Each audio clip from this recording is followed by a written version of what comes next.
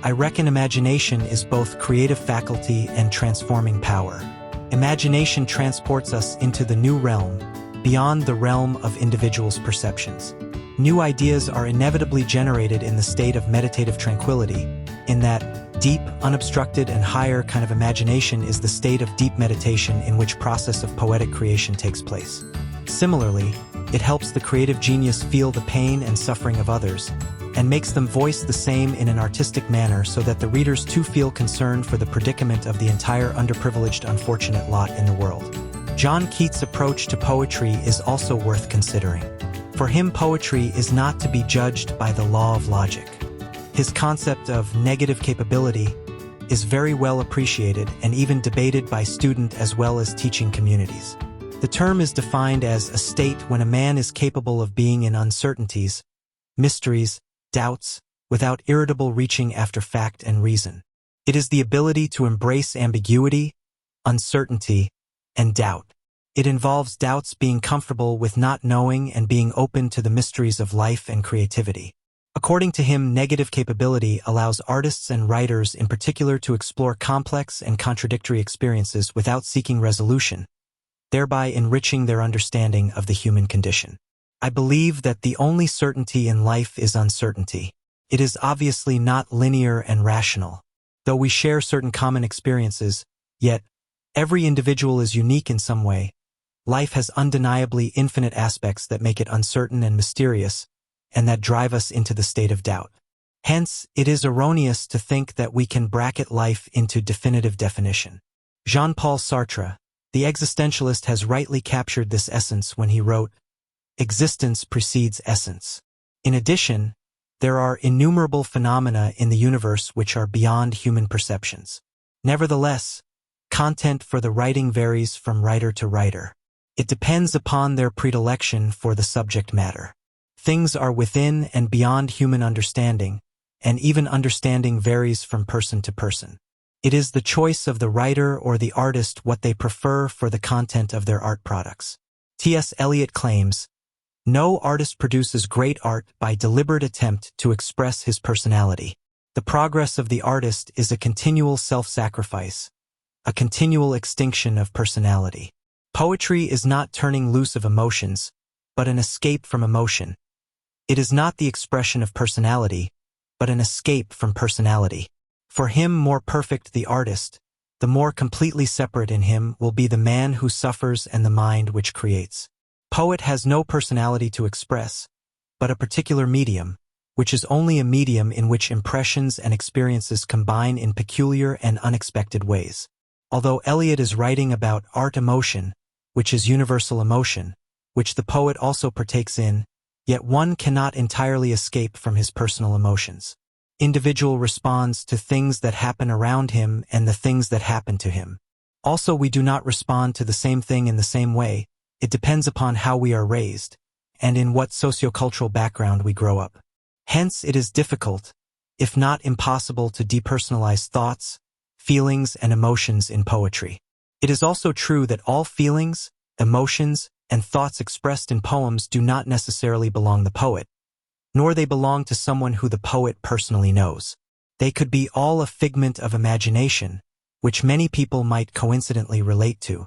It is even more difficult to deliberately unify thoughts and feelings, as Eliot claims the metaphysical poets have immaculately done, the phenomenon we call unification of sensibilities. In metaphysical poetry, especially in the poetry of John Donne and Andrew Marvell, we find harmonious blend of intellectual depth and emotional intensity. These poets explored subjects such as love, religion, and metaphysics through elaborate conceits, wit, and vivid imagery. Rather than seeing a disconnect between thought and feeling, proponents like Eliot argue that the metaphysical poets achieved a seamless integration of feelings and thoughts.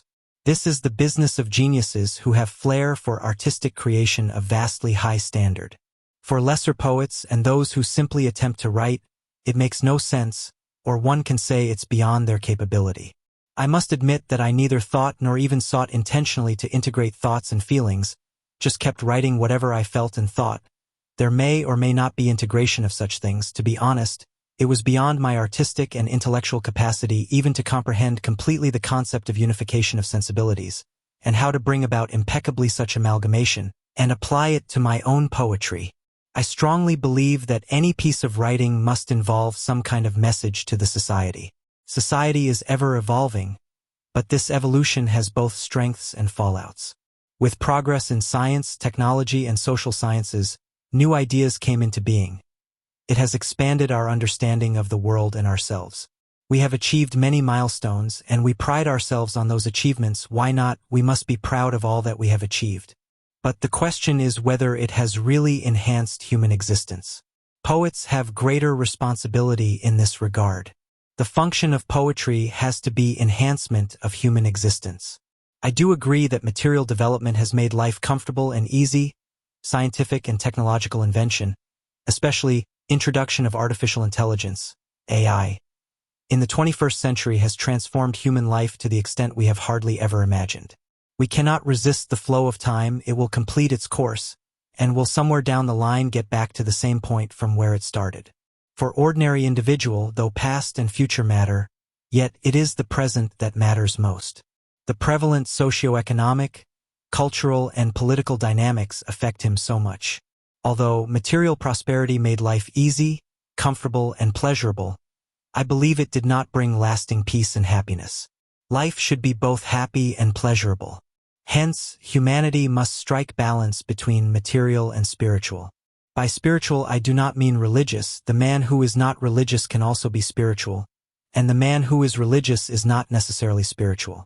There are certain elements in the universe which guarantee peace and happiness and even pleasure, but we fail to even realize and perceive them.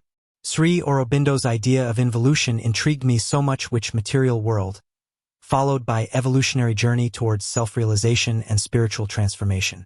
There is no teacher as great as nature. We can learn a lot from it. For that matter, we must attain self-realization and realization of the universe. I feel nature has the power to enlighten the humanity, and poetry can lead us to that enlightenment.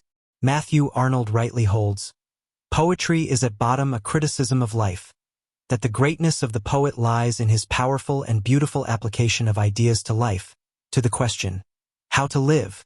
We acknowledge that there is complexity and diversity in the world in terms of race, ethnicity, gender, language, religion, and geography. Yet, deep down we all inherit collective unconscious which shapes our thoughts, behavior, and cultural expression. The function of poetry is to demystify those universal principles, purify them by applying best ideas for healthy, peaceful, happy, and harmonious human coexistence. Poets are blessed with unique sensibilities. They cannot remain unaffected by prevalent socio-economic, cultural, and political dynamics. While writing about influence of Sigmund Freud on Romanticist literature, Lionel Trilling rightly said, poets are the product of whole zeitgeist, the spirit of the time. They are the product of socio-cultural, political movements of the time. Therefore, in addition to poetic aesthetics, poets must articulate aspirations of the society. They should ensure that social concerns resonate through their artistic expressions. In addition to emotive sphere, they take care that oppression, humiliation, injustice, inequality, etc. run in best possible manner through their writings. Being an enlightened class, they must take upon themselves the obligation to contribute to ameliorate the sufferings of humanity and enhance human understanding about themselves and the universe. We have ample examples of creative writers who made appreciable impact on government's decision-making and framing policies for the well-being of vulnerable sections at lower rung of society. Although my poetry does not strictly fit into any of these categories, yet it reflects and addresses particular and universal human concerns. Despite material prosperity, humanity is ridden with unrest and unease, and bereft of reasonable sense of fulfillment. We have got to strike balance between material prosperity and spirituality and proactively address social evils arisen out of parochial interest and greed. We have glorious legacy of saints, sages, and reformers. We are blessed with beautiful natural environment. If we hone our sensibilities, we could perceive invaluable, invisibly visible messages in nature. My poetry is an expression of accumulated wisdom I have derived from all the disparate sources, which directly or indirectly made an impact on the way I think about myself, others, and life in general. Sanjay Palwekar.